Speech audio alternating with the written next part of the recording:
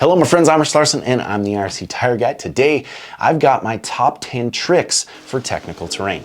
These are simple skills that most riders aren't aware of. If done correct, you can save yourself a huge amount of time and, more importantly, energy in those technical sections. So let's get right into it. These are in no particular order of importance. They're all equal in one way or the other. Let's start with one of my favorite tips for technical terrain that most riders have never even thought of. When faced with an obstacle, always run the bike deep or past the technical section. Aim with your rear tire. This seems so simple, yet the importance is underestimated. When I see riders approach a ledge, a cliff, or even an abrupt hill, the tendency is to aim with their front tire. I suppose it's because you can see where your front tire is in relation to what you're riding. If we aim with our front, the rear usually doesn't make it to a zone where we can continue tractable momentum.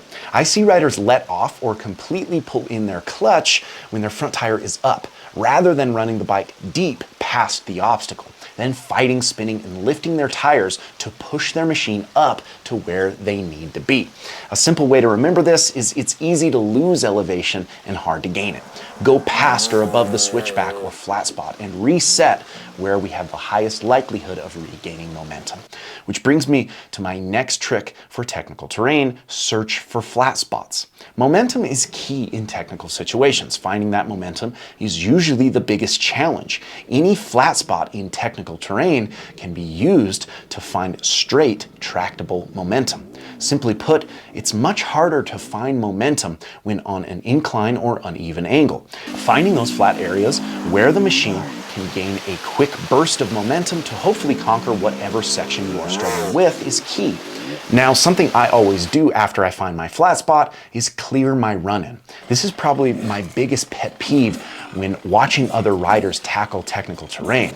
Their focus is so honed on the obstacle itself, they don't realize their rear tire is sitting halfway on a loose rock or slick route.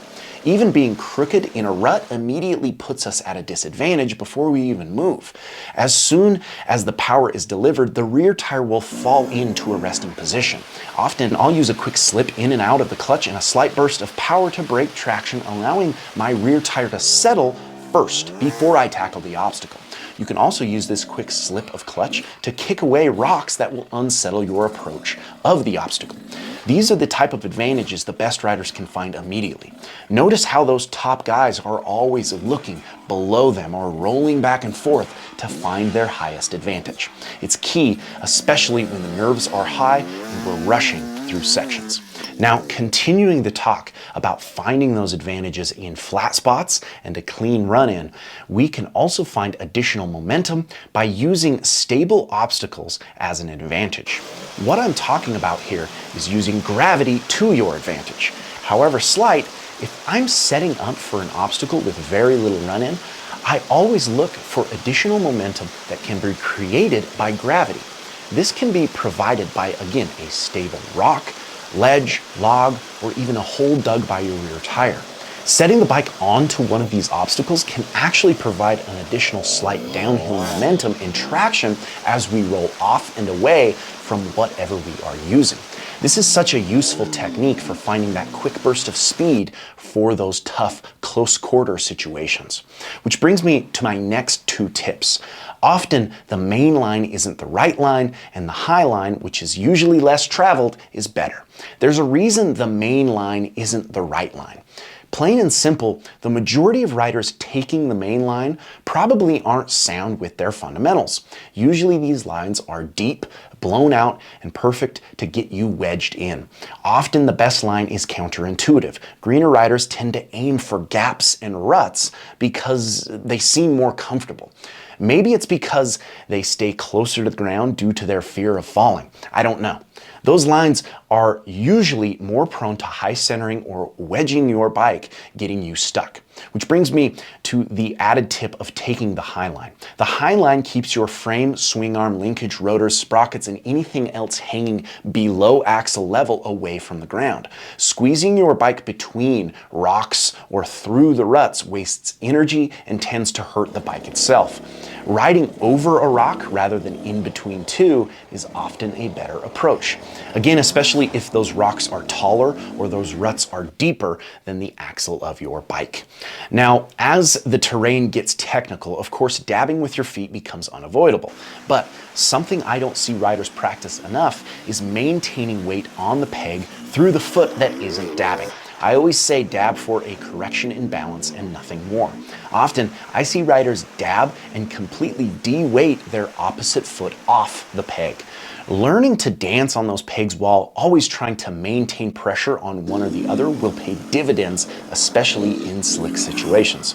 This also puts us in a position to drive through the machine, not only for traction, but an input of body position to counteract the machine in relation to what we are riding. It's very hard to stay above your machine if you aren't weighting those pegs. Speaking about weighting, I have to talk common mistakes riders run into on side hills. The tendency is to lean the bike in and weight the inside foot that's usually dabbing on the uphill. Understanding holding the machine straight up and down with the horizon is key for maintaining traction. Now, I say straight up and down because it's going to feel uncomfortable, almost like you're leaning the bike out towards the downhill, especially as we add the outside or downhill side peg weight. Again, this goes back to the previous tip of only dabbing for a correction in balance. Your downhill peg weight on loose side hills is key for maintaining traction and control. You can even experiment on your own. Next time you're on a side hill, lean the bike in and slip the clutch. The rear tire will automatically lose elevation. Hold it straight and weight the outside peg and it should track forward with ease. In fact, leaning the machine in is a great way to drop elevation after you've accomplished our first tip of running the bike deep. Now, as the bike tracks on the side hill, there's a key piece to your approach. In fact, this is a key piece to any off-camber or uneven surface approach. We're talking rear tire trail angle. Remember, your rear tire always tracks below your front tire. So if you're on a side hill and you're moving forward with your front tire in the main line, the rear will automatically drop a few inches below your front tire. This is where we need to learn to compensate for that. Holding your front tire above the trail will allow the rear tire to maintain traction in the main line. With that compensation, we're also using more of the tire's center knobs and contact patch, equaling more traction. Now, finally, on the subject of traction, let's talk the best way to maximize it. The best hard enduro riders have a complete understanding of their maximization of their rear tire's traction. Especially in those technical uphill sections, the best riders can actually maintain a wheelie as long as possible. Now, it's important to understand if you can maintain a light front tire or even a wheelie for the entirety of an uphill, all your weight is, well, on the rear tire. This is the best way to maximize that traction. Watch Romaniacs and how the top riders maintain a wheelie for a long time.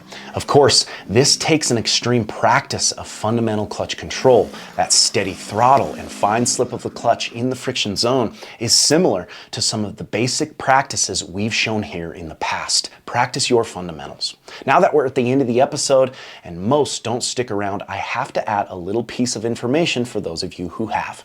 Usually, when I make one of these videos, I inevitably read the comment, "You forgot, you need to be 7 feet tall to ride hard enduro." Yes, it is an advantage to be tall. I'm 6'1". Although there are riders well below 6 feet that can smoke me in hard enduro, those examples really don't matter. There will always be someone shorter. I can't change your height and neither can you. Although what you can change is the work you are willing to put in. Ask yourself, are your fundamentals completely dialed? It's easy to make comments from the couch. It's tough to get out and work on the drills that will make you better. Deep down, most know the improvements they can make. I hope you enjoyed this episode, and if you're enjoying the channel, make sure to like, comment, and subscribe, as well as follow us on Instagram at IRC Moto and my personal Instagram page at RichLarson511. And until next time, keep shredding.